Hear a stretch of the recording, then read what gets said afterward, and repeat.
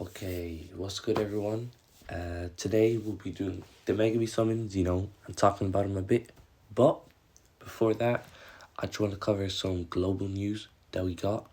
So they released their bi-weekly a couple hours ago, and as you can see, next week we're getting Jogo, and the week after that we're getting the domain investigation.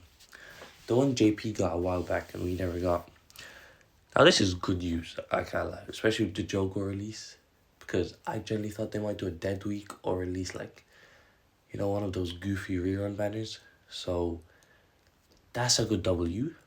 But the week after that is what I'm worried about, because this is supposed to be a bi-weekly and they only released 1 week. Oh, I know it's 2 weeks, but hopefully they release two characters. Not two, sorry. They release a character with the domain investigation, because here it says that the event period and content may be changed. So that'll be handy, so we can catch up, man. I feel like we're too far behind.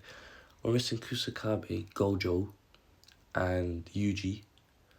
But not only that, like I said, those rerun banners, they count that as content for the week.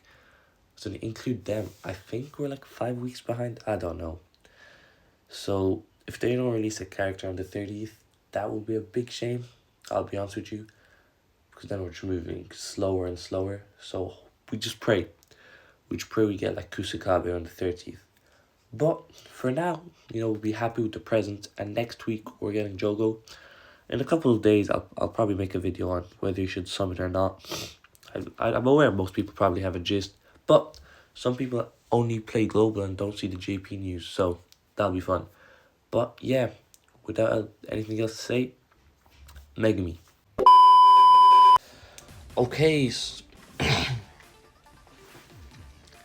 okay, so Red Megami is finally out, and I'm late to it. I know, he came out like a couple hours back, but you probably heard this already. But when you check the details, the standard pool isn't updated.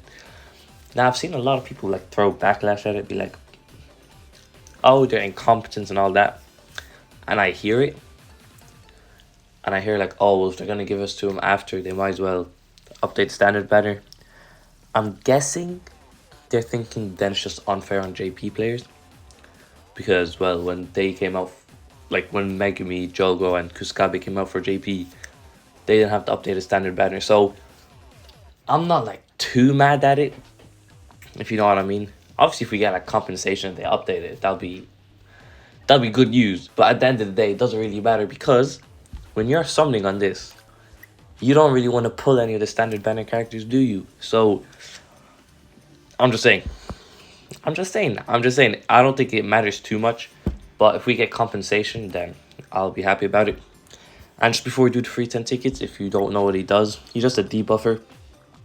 And honestly, you should skip. I feel like even if you have cubes, let's say like, I don't know, 80,000, 70,000, like as a free-to-player, very light spender, because Mahito's out, so you should definitely prioritize him.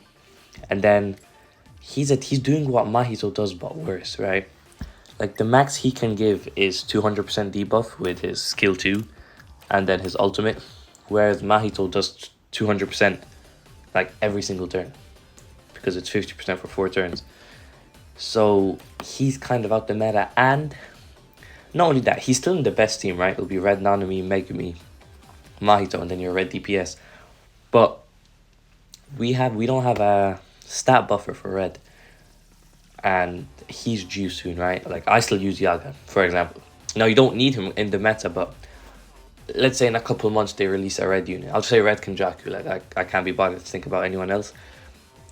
Megami's gonna leave the team. You'll keep Nanami and you'll keep Mahito, your DPS, and then he'll be the one leaving the team. So he's actually not a must, I'll be honest with you, but he is cool. And if you've seen my previous videos, I've always wanted him. But then, Mahito and Todo kind of did me dirty. So I want to say for 0.2 Gojo. But he's still a fabulous unit. And if you go for him, well, good luck with that. Now, enough waffling. Let's summon on him and just pray we get him. I mean, I'd love to get him, because I don't have Nanami. But we'll see. Gojo animation, and we're willing. Ooh, screens. Come on now, Black Flash ED. Talk to him. Ah, unfortunate. Ah, recollection. Okay. 2 recollection cards is hard, man. Oh, non-standard. Amazing. And the new one? Wish from the past. Well, that's a good free multi. I really want to put... I really want to do an extra multi, but it's not worth it. It's generally not worth it. 3k is, what, a 12th of my cubes, bro. And I really want 0.2 Gojo, so I think that's it. Wait, if we can exchange, then... you know what, we'll do this. We'll do this ticket. See what we get. If we get a character, I actually want Red Inumaki, generally, because I still use the strategy where you use like the rare version, you know, get ult gauge, and he dies. But if I get like the red SSR, he'll always die because he's like low health, I just won't level him up. And he does like debuffs on the enemy, so that'll be handy. But of course we get a recollection card, because why would you ever pray for a character in this game?